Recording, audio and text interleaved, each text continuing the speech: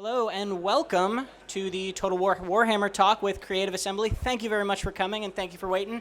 I'm just going to, without further ado, kick it off to Al Bickham from Creative Assembly to lead you through this. Hi guys, thank you all very much for coming. Terribly sorry about the predictable technical difficulties at the start there, but I think we're ready to roll now. So yeah, again, thank you all for coming. I'm here with some of the designers from the Total War team. So please welcome Rich Aldridge and Oscar Anderson and my friend and colleague James, who'll be playing James Given, who'll be playing through a new free LC battle for us shortly. So and free LC is really what today is all about. So we're going to have a quick recap of what we've been doing in the last year. So as you probably know, Total War Warhammer launched last May, and what we've been doing is, you know, one of the things we wanted to do right from the start was develop the world, like take the old world and absolutely fill it with the characters and the magic and the monsters from all the, you know, from all the lore and the backstory of the Warhammer world. So it's been an absolute dream being able to take the Total War system, you know, grand strategy and those epic battles and the geopolitics and everything, and then marry it to Warhammer. And it's enabled us to really push Total War in some directions that we never would have been able to before, not in a kind of historical fashion. So so what we've done over the last year is create loads of free content drops and loads of DLC as well. And what this has done is, you know, regardless of the fact of whether you buy that DLC or not, it gets added to the world. So you'll see, you know, if you haven't bought the Beastmen race pack or the Wood Elves race pack, you'll still see those guys in game. And all that enables us to do is make the world richer for everybody and introduce new challenges and make it all that much more characterful. So we've put a little video together just to show you, if you bought the game fresh off the shelf right now and didn't buy any DLC or anything, this is all the extra stuff that you get in the game.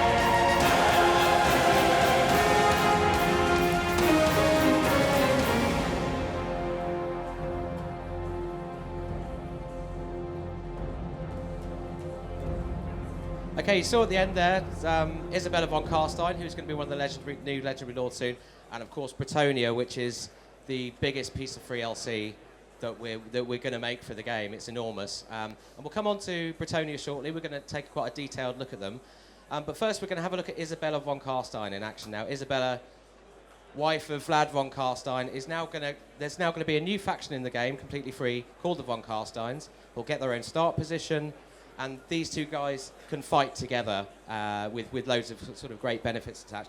So what we're going to do is look at one of Isabella's quest battles in action right now live. So I'm going to call James up to take the control seat here, and Oscar as well. Oscar designed this quest battle. He's one of our designers for our new content team. So he's going to talk us through some of the design behind that, some of the challenges built into it, and also tell us about Isabella and her unique traits and skills. So if we can switch to PC1.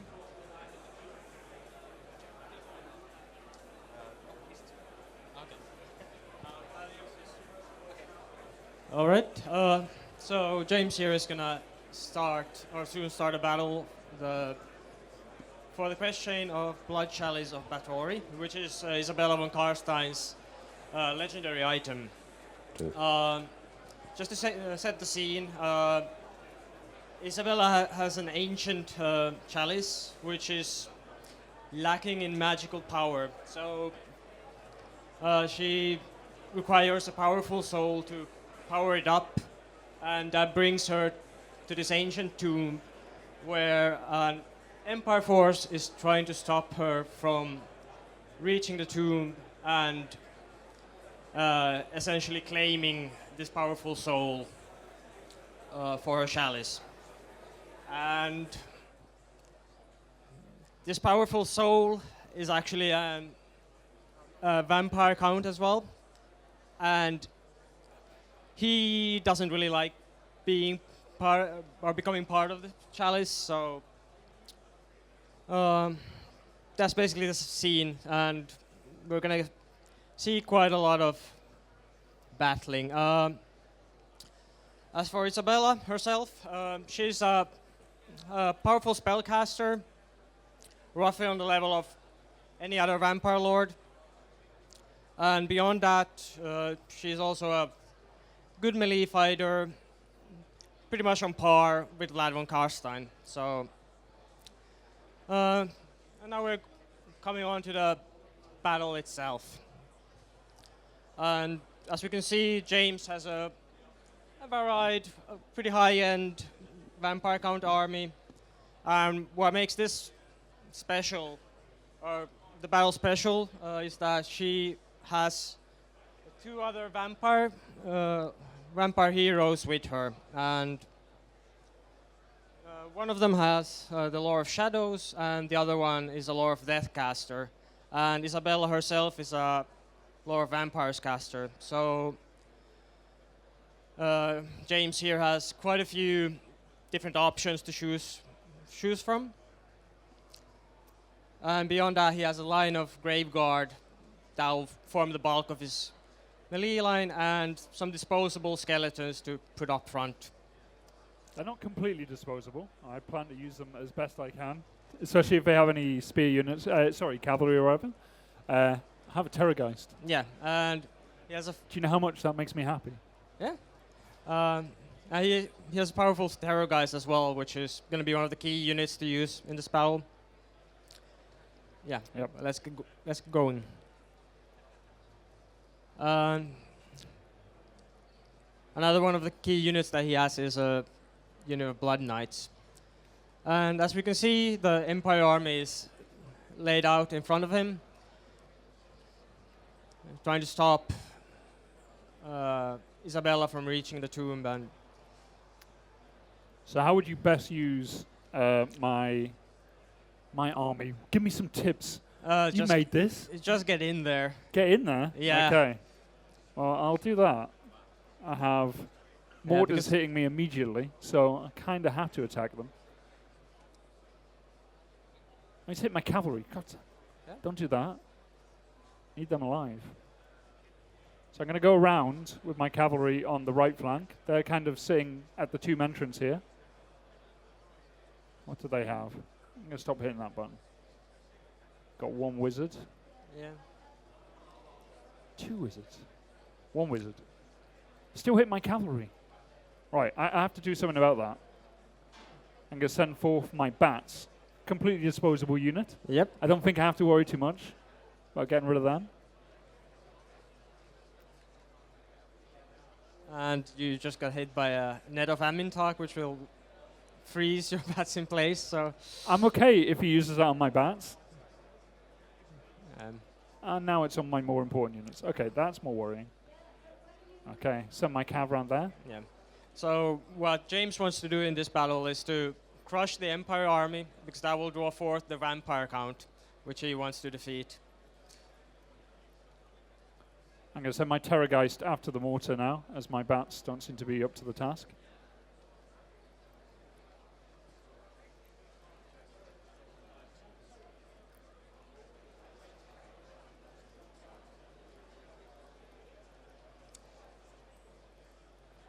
And I have get my lords in there as well. These mortars are really hurting. Yep. So You I'll get my really want to cav in. shut them down. Yeah. And another consideration is that you really want to make use of the magic abilities you have. Yeah, I'm going to start using my arcane conducts. That's good there. Where's my cavalry? Finally, they got stuck in the woods though. So yeah, which spell would you recommend? I would probably go for the Withering at this stage. The It's on Withering. Shadow Lore. Shadow Law. Where is this one? And then Overcast it So to get talk. the area of effect. So Overcast. Explain that to anyone out there. Maybe doesn't. So most of the spells we have in Warhammer, Total War Warhammer, can be upgraded by double-clicking on them, and that adds another dimension to the spell, which can be extended duration, increased area of effect. So you can really change the way you use a particular spell by adding that extra dimension to it. But overcasts also have an increased risk to them. And now James has killed enough of the Empire army to draw forth the ancient Strigoi Ghoul King, Valak the Cursed. So you're saying I've done enough so far? I'm doing okay. You're doing okay, but you really want to mop up the Empire forces before the other vampire counts. Well, I'm using Come best for I you. can. I'm doing what I can. I'm doing what I Yeah. can. I've got a lot of magic now, so I'm going to start and using that. Yeah, I'm going to go for... you might want to save a bit though. Okay, save it. Okay, I will save it. I'll do what you say. You haven't played this more. Well, I've got my bats still. Going to use them. I think people out there are probably just like, oh, he's so bad. Not controlling his troops properly. I could do better than this guy. Well, you can't. There we go. Right, Knights of Blazing Sun. This is a really powerful unit. Yeah. And they're using them on my bats, so that's good. Yeah. So what's Isabella doing at the moment? She is... Doing nothing. Not much. They were just finishing off the halberds over here. That cavalry unit's still alive. Well, so what is you my might want to do actually is to use the invocation of Nehek to just resurrect some of your troops. That's a good choice. So, Oscar, maybe tell us a bit about, because Isabella's got loads of unique campaign skills and the Beloved in Death thing as well, like with Yeah. Vlad. Maybe that's worth talking about a bit. Yeah, so for campaign skills, one of the key features of Isabella is that when you've managed to recruit Vlad von Carstein in the campaign with her, or beside her essentially in another army, when you bring both of the armies to a battle, so essentially one reinforces the other, both Vlad and Isabella are greatly strengthened in their melee performance, so they basically become some of the best warriors in the game if they're fielded together. And beyond that, Isabella herself has a skill called Dark Retinue. Actually, it's a trait called Dark Retinue, which means that any vampire heroes that are fielded with her are also improved. So with Isabella, you really want to bring a big army or have several heroes in your army, as then she can buff them, and her legendary item is actually Blood Chalice, which can heal any character. So there's a lot of synergy going on between her skills, her items, and just reinforcing her with blood. So, and let's see, how's James doing? It's a messy fight right now. Got obviously the other undead army that's come in. Still got Empire troops fighting me. Have you also, Isabella has a powerful skill called Beguile, which is very useful when facing, for example, a Strigoi Ghoul King, which just takes down the attacking potential of them. I've just put it on him now. Yeah. Thanks for the help. Yeah. Looks like you're slowly winning the fight. Slowly getting there. I'm hoping to get a another spell you might want to use is the Raise Dead, which is key for the vampire counts. No, I'm going to go for the Pit of Shades. Pit of Shades. I love this spell. And I'm going to use my Terrorgeist over here because I'm sick of these crossbowmen. Yeah. Go over there. Kill them. Thank you. So I think I'm going to win this one. Yeah. Where is she? There we go. Close. So I think I'm doing quite well. Yeah, They've still got some of their lords, and I have lost all my cavalry. Yeah. But I'm keeping my heroes together, and they are doing very well. You're winning this. It's just a matter of choosing the right spells for this context. Yeah, so what kind of spells would you usually use with these lords? What would you usually go for? Well, one of the go-to spells for the vampire counts and Isabella is Raise Dead. Just allows you to raise either zombies or skeletons. I am going to use this spell. And the Invocation of Nehek is also just key, because the vampire counts are really all about just staying in the fight. And I've been trying to get that spell all game. I've literally just killed most of my own troops with it, but that's okay. yeah, I think. Maybe. could be okay. You have your Oscar strongest only units got my left, lords so left. Isabella and her retinue is pretty much all I have at this point. And well, one of the key things with Isabella is you can really just create a lot of synergy between her and the different vampire heroes you can bring with her. And we've also, in the campaign, made it easier for Isabella to field a lot of vampire heroes. So It's starting to go wrong. Why is it going wrong? you definitely want to maybe... Oscar, why is it going wrong? You haven't Why really am I dying? Oscar? It's because the Strigoi Ghoul King is very strong, and you really want to... You might want to raise some zombies to protect yourself. You know, that's a great idea. I can't overcast, so it's zombies instead. Yeah, okay. Yeah. Run away through them. Go on, quick. Go on, just get out the ground. Yeah, Isabella has taken quite the beating here. I know, thanks. Yeah. Okay. Really not good. Go left. Yeah, no, not on the ground. This might actually spell doom for the vampire counts. And No, Isabella's don't say quest. that. You'll make it happen. It's fine. Everything's fine. Still got one of my heroes up. Where did they come from? They were chasing some other troops further away, so... Okay, if she stays alive, might be able to do something here. Obviously, I've still got my two big monsters fighting, but I'm starting to crumble elsewhere. Yeah, I think the monsters might carry the day. Oh, but you're getting crumble everywhere. It went better in practice. Yeah. But when we actually got up here. Oscar, how can I win? You need to kill the Ghoul What do I King. put in console to win? I need that now. Yeah? No, not serious. Okay, I'm gonna at least try and kill this guy before I die.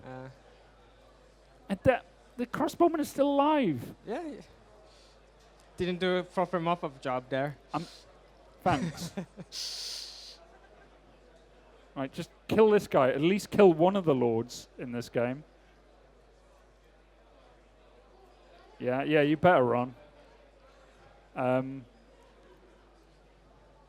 So I'm actually very good at this game. Normally. Yeah, it's a difficult fight. I'm just very tired, obviously, you know. Wanted to put on a show for everyone, so it's all right. I've still got 2 monsters left. You know what? I'm going for him. I just want him dead. He's laughing at me at this point. Yeah, send in the puppy. He's not having a good time of it over there. You see, if I keep it on this screen, it looks like everything's going well. Yes, there we go. No, yeah, he died. One down. It's gonna be close. No, this was the plan all along, Oscar, wasn't it? We rehearsed this. Yeah, more drama to the fight. Yeah. At this point, it is literally just kill the Lord and hope to God this goes well. Yeah. I think you need to make Terrorgeist a lot stronger. Just now would be good. Can you do that? I think that's impossible. Yeah, thank God. Look, they're gone. They're just terrified they'll be back. Yeah, they have to be. I'm terrified of losing in front of a load of people. Yeah, I think that defeat might be imminent here. Do you think I'm going to do it? Do you think I'm going to do it? No, I don't think so. No? Come on. I don't have faith in you. What did I do wrong? You have no faith in me? Not today. Not today. Oh, we're going to have words. Oh, come on. Right, give up the fight. Just get them crossbowmen. Oh, no. Get up. Uh-oh. Okay. Yeah, I think what it came down to, you sort of didn't really manage your heroes well. Let them get killed off. And right, see you later. I'm off to that tomb. Yep. No, I'm... Oh. I think I lost. Yes, you did. A valiant effort. Thank you, James. There is no such thing as a valiant defeat. Okay, can we switch back to the presentation, please? Right, so that was Isabella, and, well, on to the main event, I suppose, now. So Richard's going to talk us through some campaign gameplay for Bretonnia, which lands on the 28th of February, so 10 days' time. You'll be able to download it direct from Steam, completely for free. So we're going to have a look at both the campaign side of the game and the battle as well, and some of their unique units and heroes. That's right. Good afternoon, everybody, and welcome to Bretonnia, the land of chivalry. We're going to start off by looking at our 3 new legendary lords that we've got on offer to you. So we have the king himself, King Luon Liancourt. He'll start up in the north of Bretonnia, and he's going to be your quintessential character of choice to play as the Bretonians and go forth and be chivalrous and call about an errantry war. We've also got here Duke Alberic of Bordelot. He has a very close affinity with the sea and the sea god Manan. And finally, we've got the Fey Enchantress, who's the embodiment of the Lady of the Lake. What we're going to do now is jump straight into the campaign and just give you a little once-over of where everybody starts. Yep. So as you can see, the 3 different factions are all a good distance from one another, which will give you some really different gameplay and experience at the beginning, whether you're fighting Moussalon in the south, or the Wood Elves near Carcassonne, but Couronne up here, which is the capital of Bretonnia, is where King Luon starts. All of our lords, including King Luon, start with the vows of the knights. All Bretonians live by a very chivalrous code of conduct, so these vows will help you unlock the various knight units in your campaign and allow you to field them in force on the battlefield. As you can see, Luon's also got a quest and a number of unique skills. One of the two Bretonnian hero characters is the damsel. Florence here, beautiful name. She's got the law of heavens, but you can also have a damsel which uses the law of beasts or the law of life. This has got some great spells like Chain Lightning and the Comet of Cassandora. And what we're going to do now is put her straight into Luon's army so that she can support him with a magical presence in battle. King Luon Leoncoeur. So the Bretonnians have a really good mix of units, from really crude and basic units like the peasant mob down here, through to the various different knight units, and of course they've got the field trebuchets to go and knock down the walls. Now, one big difference with the Bretonnians to a lot of the other factions is that all our units are classified into one of two types, either peasants or nobles, so they're the knights. And this feeds into the new peasant mechanic up here, which we were just showing off. And what we're going to do now is add some more peasants to tip the scale and see how that affects us in the next coming turn. But before we do that, we're going to have a quick look at the new technology branches, of which there's two. So we've got a very economical focus side here on the right. This will help improve all your farms and your industrial buildings, increase trade resources and that kind of thing. And then over on the left-hand side, we've got some interesting bits and pieces as well, because this is all about issuing decrees. So if you're going to go and fight against maybe Chaos or the Greenskins, you can choose one of these texts to really boost yourself and give yourself more benefits, such as extra chivalry, battle buffs, campaign buffs, making yourself strong against those guys. This really helps lend itself also with these texts here to confederating Bretonnia, which is a key component of the Bretonnian campaign. So just before we end turn now, we're going to issue a commandment for the Bretonnians, which is just going to help provide some growth and get the buildings constructed so that you'll be able to get the knight units in the future turns. They've got a number of different commandments here on offer, all offering something very different and positive to your campaign. So as I was saying, they've got a unique chain there, which is for the cavalry units, so they've just constructed a stable, and now we're going to end turn. And that was Duke Albrecht just coming in from sea. Right, so by recruiting those peasants, we've now actually caused this event to occur. So we've gone over our peasant limit, which was 10. That now means that our farms are not going to be producing as much income as they would normally do. But that's not a problem, because you can always disband your troops, or what I'd prefer to do, go out and conquer some new regions. Another thing that Bretonnia has, which they have to deal with in the early game, are the orc uprisings. So in the lore, they're famed for having orcs living in the forest all around them, and these guys are coming down from the mountains and causing them all sorts of aggro. So we're being for a fair few scraps there. So what we're demonstrating now at the very top is our big overarching campaign feature, which is called chivalry. So as I say, the race is a very heroic and noble one, and as you play through the game, your actions will lead to giving you a chivalrous bonus. That in turn will allow you to recruit the Green Knight at some point. So in your hour of need, you can summon him to your army. We've also got a brand new building tree on offer to you, with the standard military fare here, the infantry units and cavalry units. So this one will give you all the different knights, bar I think the Grail Knights. We've also got another chain here, which is essentially the chapels chain. And now this is a great one to do, because it feeds into the chivalry system. Building these chapels, these places of worship, is a noble and courageous thing to do. So that will boost that up for you, which is interesting, because much further down the line, which you'll see in a moment, we have some buildings which kind of do the opposite, with the brothel being at the top of it. Now these are our infrastructure buildings, and as you'll note, the farms here, not only do they give you money, but they allow you to recruit peasants as well. And we've got a few different varieties there with the different pox arrows and fire arrows, and you can double up on this. So you can build, for instance, a windmill, which will really boost that, but you have to play in mind with the peasant economy that you may fall short at times and need to rectify that. So we've also got an industrial building chain here as well. Now the industrial building chain isn't affected by the peasant economy, so it means you're not going to make as much money out of it, but you're pretty safe. Music, Council. Right, so let's have a look what's around us.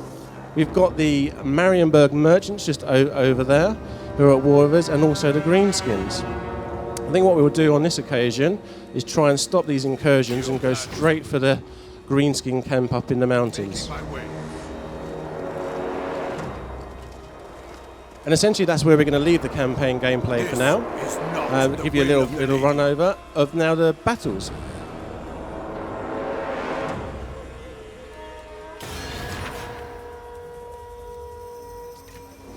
Okay, Welcome to fair Bretonnia. before we go to the battles, Now is the we've got the time to diplomacy. unite. Sorry about that. Yes. So the diplomacy is another great thing that the Bretonnians have on offer, which no one else really does in the same vein. They're all very kind and conscientious of one another. So you'll see here, making a pact with the Fae is quite a simple thing to do. And over the course of the campaign, through the technologies, you'll be able to get on side with them and hopefully end up confederating all of the different duchies into one united Bretonnia. But one thing to definitely note is if you do decide to go to war with your different dukes, it's not a very chivalrous thing and you will get quite a stiff penalty for that, but it's up to you if you want to do that. So here we are now finally in the battle, and as you can see this is a custom setup where we've got the Fey Enchantress leading the forces, and we've got the Green Knight beside her. So he's mounted on Shadow Steed, his illustrious mount, and he carries with him the Dolores Blade. We've also got some brand new units on offer.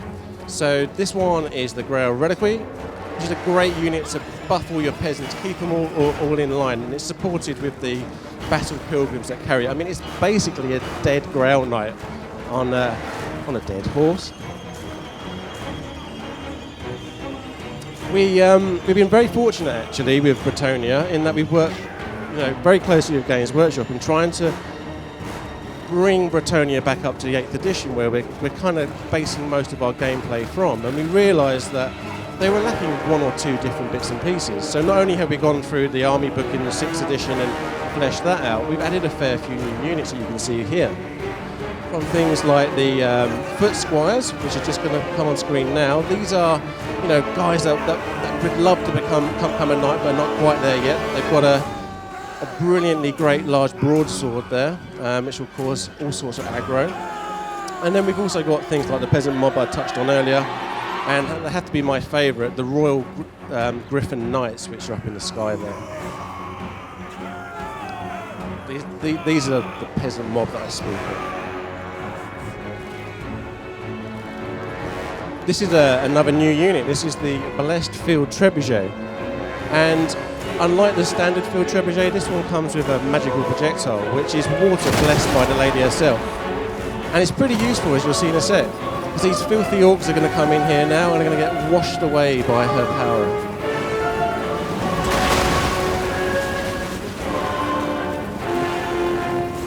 So the Bretonnians have quite an affinity with the Greenskins, and hence why we're showing it off now. And what they love to do more than anything else is to use the lance formation, which we wanted to bring to you guys. And as you'll see here, they'll just cut straight through these Greenskins with absolute ease. So this is a toggled ability which you'll be able to use throughout the battle. It will slow you down slightly from your normal pace, but it will give you a big charge boost and just go straight through the lines. As you can see also with the Fey Enchantress herself, she's a mighty warrior in combat, and she's using the Dwellers Below spell there from the Law of Life, as she's a master of that spell lore. And she's not afraid of getting stuck into combat. She's not fragile. Don't let her beauty deceive you. She can also use the healing spells of the Law of Life as well, which when your peasants are riddled with pox, they certainly need that to help them get through a combat with like the Arachnarok spider there.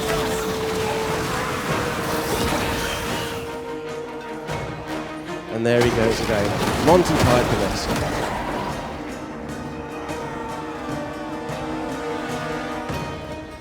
So, yeah, the Bretonnians have got a nice rounded roster now, definitely on par with everybody else. And of course, one thing they do have up their sleeve that nobody else really does at the moment aerial power. So not only have you got Pegasus Knights, you've now got Royal Pegasus Knights, an elite version of those, and the Royal Hippogriff Knights coming in right now. Terrifying and beautiful.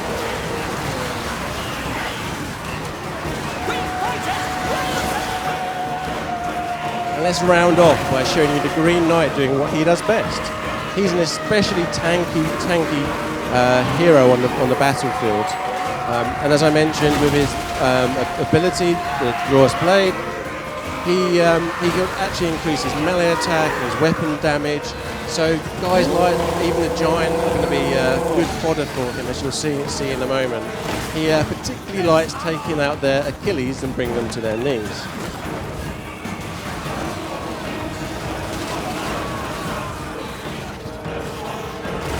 So the Green Knight will be able to be summoned in a campaign a number of times, and he'll be available to you for a number of turns before he'll disappear once more. With each chivalry level that you increase, you'll gain the opportunity to use him once more. And nobody escapes him, as you saw. Thank you very much for listening. That's great. Thanks very much, Rich. I'm afraid we were going to have a quick Q&A, but we were running so late to start with, we're going to have to skip that section, I'm afraid. But we'll be around if you want to ask any questions at the back, because we've got to let the other guys come up and set up now.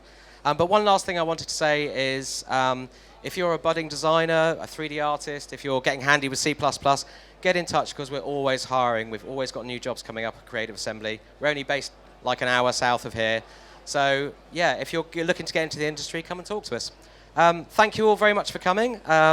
Thanks to our valorous devs for giving us the lowdown on Bretonnia. And enjoy the show. Thank you. Thank you.